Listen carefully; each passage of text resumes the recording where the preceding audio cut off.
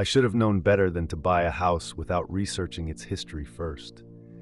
But the price was too good to pass up, and in this market, you don't ask too many questions when a Victorian mansion goes for half its value. The realtor was suspiciously eager to close the deal, rushing through paperwork with a nervous energy that I mistook for professional enthusiasm. The first red flag appeared during move-in day.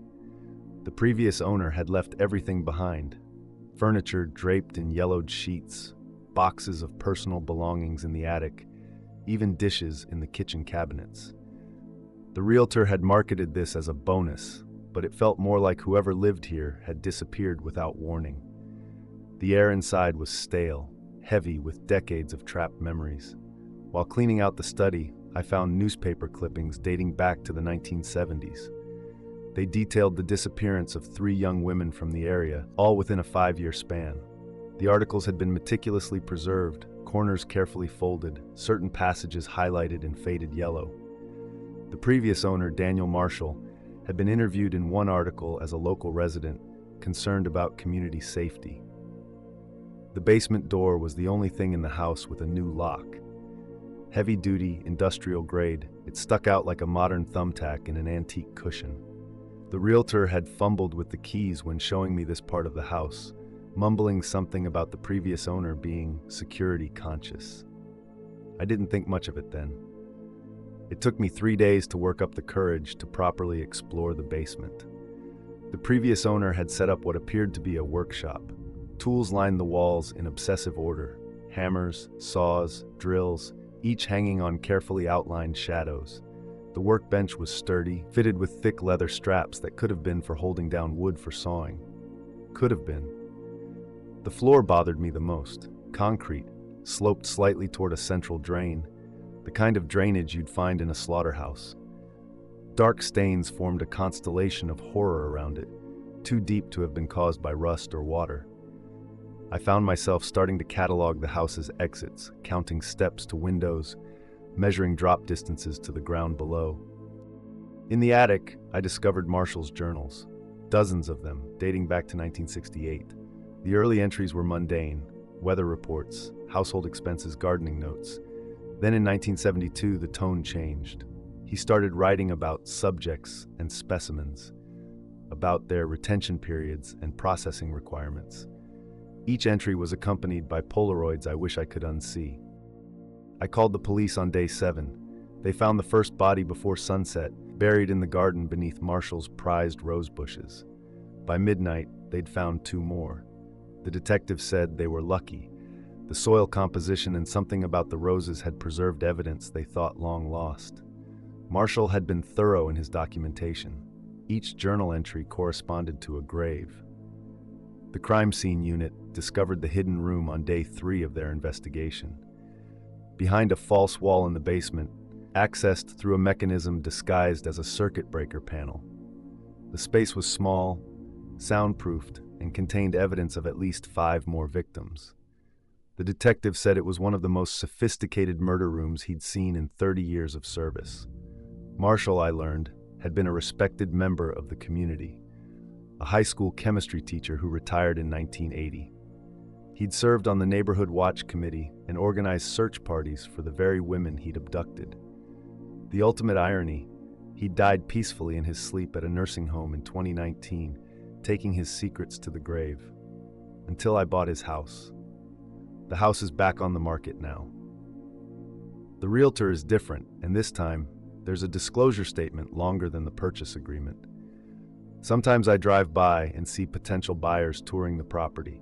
They look up at the windows with the same naive excitement I once had, pointing at the ornate woodwork and original fixtures. I want to warn them about what those walls have witnessed, about the echoes of suffering that no amount of fresh paint can silence. I still dream about that house, about the lives it consumed and the secrets it kept for half a century.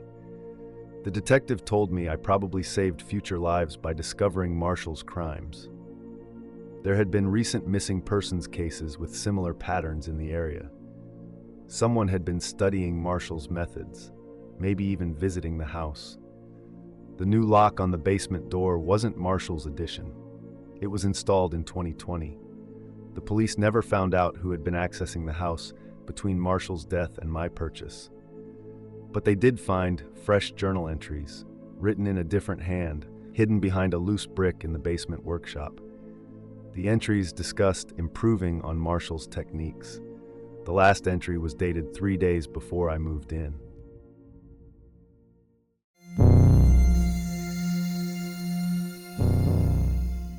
The Oakwood Psychiatric Center had been closed for 15 years when I took the job as property caretaker. The state had plans to renovate it into luxury apartments, but bureaucratic red tape kept delaying the project. They needed someone to live on site, maintain the grounds, and keep vandals away. The pay was excellent, and the isolation didn't bother me. After my divorce, solitude felt like a blessing. My apartment was in what used to be the administrative wing, a small but comfortable space that had been modernized with new appliances and heating. The rest of the massive building remained untouched, a labyrinth of corridors and rooms frozen in time since its sudden closure in 2008. Nobody told me why they shut down so abruptly, and I didn't ask.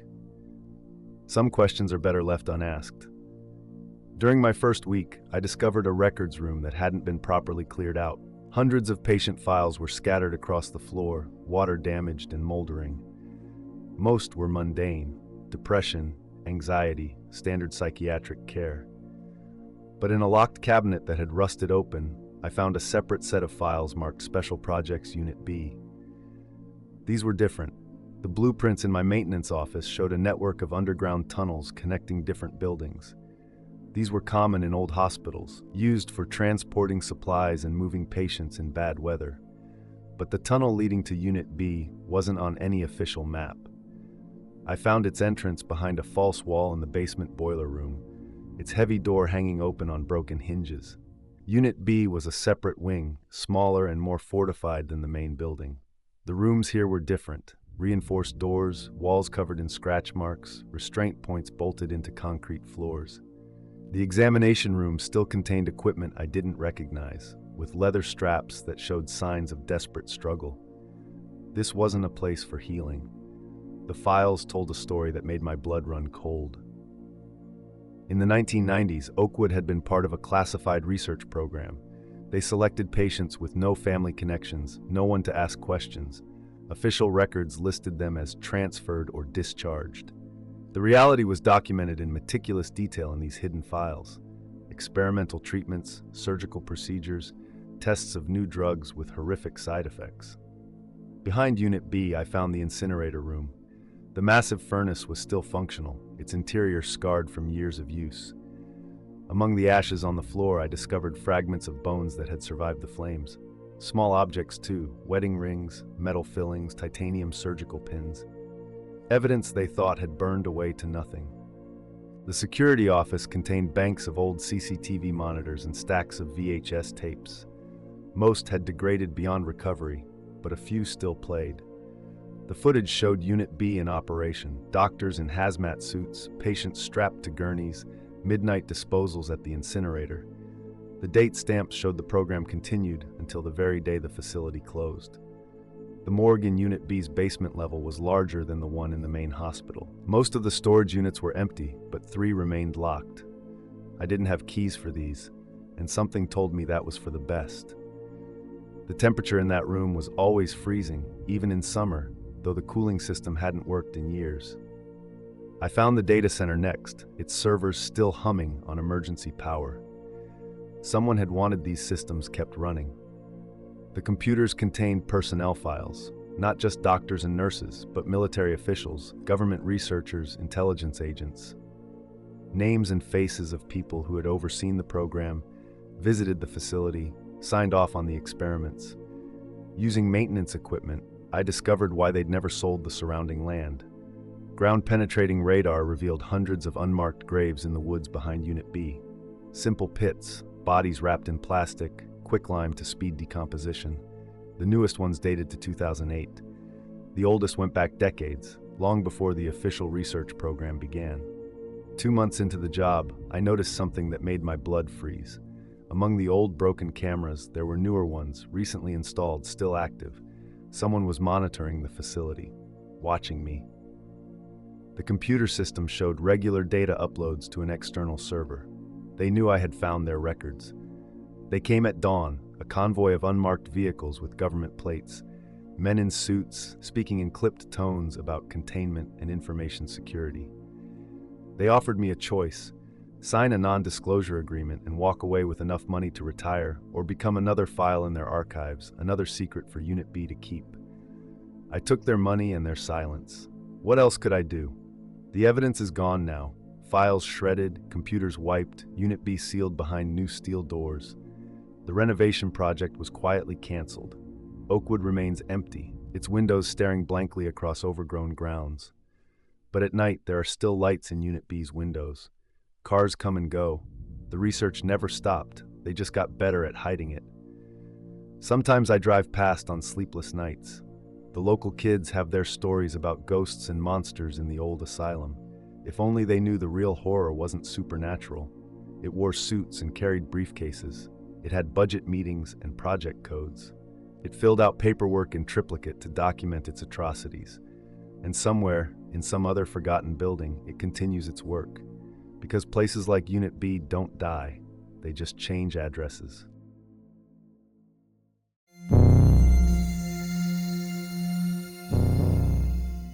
I bought the storage facility at auction, sight unseen. County tax records listed it as the Keep Safe Storage Company, inactive since 2015.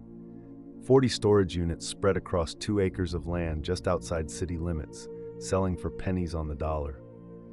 The previous owner had died without heirs, and the property had been tied up in legal proceedings for years. As a real estate flipper, I thought I'd struck gold. The office held decades of rental records, meticulously maintained until the day the facility closed. What caught my attention was the payment system. Despite the low-income area, every unit rented for triple the market rate, paid in cash, years in advance. Even stranger, most renters had used obvious aliases. Names like John Smith and Jane Doe appeared repeatedly, with different handwriting each time. The security system was far more sophisticated than you'd expect for a budget storage facility. Infrared cameras covered every angle, feeding into a high-end monitoring station. Motion sensors, heat detectors, and something labeled biological alert system still blinked active on emergency power. The previous owner had spent more on security than the property was worth. I found the hidden room on my 3rd day. Behind a false wall in the office, a massive industrial freezer hummed quietly on its own power supply. The door was heavy steel, laboratory grade, with a digital keypad lock.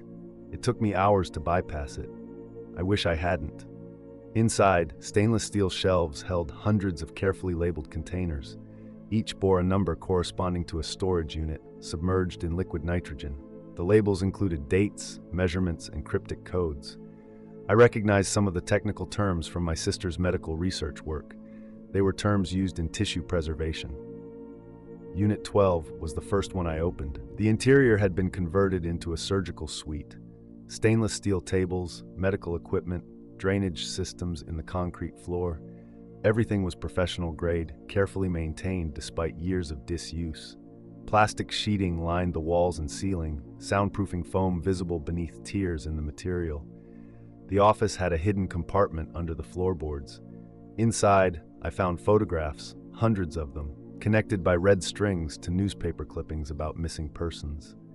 The photos showed storage units, each meticulously documenting procedures performed there. The earliest dated back to 1992. The most recent was from 2015, the day the facility closed. The owner's computer was encrypted, but I found handwritten passwords in his ledger. The files revealed a network of clients, medical researchers, pharmaceutical companies, private laboratories. They paid enormous sums for specimens and tissue samples. Everything was coded, professional, businesslike. This wasn't the work of a deranged killer. It was an enterprise. Each storage unit served a specific purpose. Some were equipped for harvesting and preservation, others for research and experimentation. The owner had created a perfect system: isolated location, cash payments, desperate people who wouldn't be missed. He provided specimens to researchers who didn't want to wait for legal channels, who needed materials that could never be obtained legally. The tunnels changed everything. I found the entrance under Unit 17, a network of underground corridors connecting certain units to the freezer room. They could move specimens without being seen from above. The engineering was incredible. Someone had invested millions in this facility. Someone was still paying the power bills. In Unit 23, I found recently installed surveillance equipment. Multiple screens showed live feeds from cameras I hadn't discovered yet. A satellite uplink system transmitted data to somewhere off-site. This wasn't abandoned at all. Someone was still monitoring the facility, still protecting their investment. The messages started coming that night. Unknown numbers, encrypted signals. First offers to buy the property at 10 times what I'd paid. Then warnings. Then specific details about my daily routine, my family, my home. They knew everything about me. They were watching, waiting to see what I would do with what I'd discovered. They came 3 days later. Black SUVs with darkened windows, men in suits carrying briefcases and equipment cases. They knew about every photo I'd found, every file I'd opened. They had been monitoring my discoveries, assessing my reactions. Now they had a proposition for me. The facility's true owners offered me a choice. I could sign over the property and walk away with $5 million, no questions asked. Or I could have an accident during a routine property inspection. They were very clear about which option they preferred, very professional.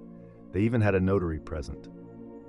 I drive past sometimes, watching the new sign they've installed, Secure Life Storage Solutions. The units have been repainted, the security upgraded. Moving trucks come and go at odd hours. Every month, more missing person reports appear in the local news. The facility sits there, hiding in plain sight, its secrets buried in tunnels and freezers and coded files. I took their money, but the knowledge haunts me that somewhere between those corrugated metal walls, unspeakable things continue. That every missing person poster I see might represent another specimen being prepared for delivery. That the true horror isn't in what was discovered, but in knowing it never really stopped. The facility just changed hands, found new management. Evil doesn't die, it just rebrands.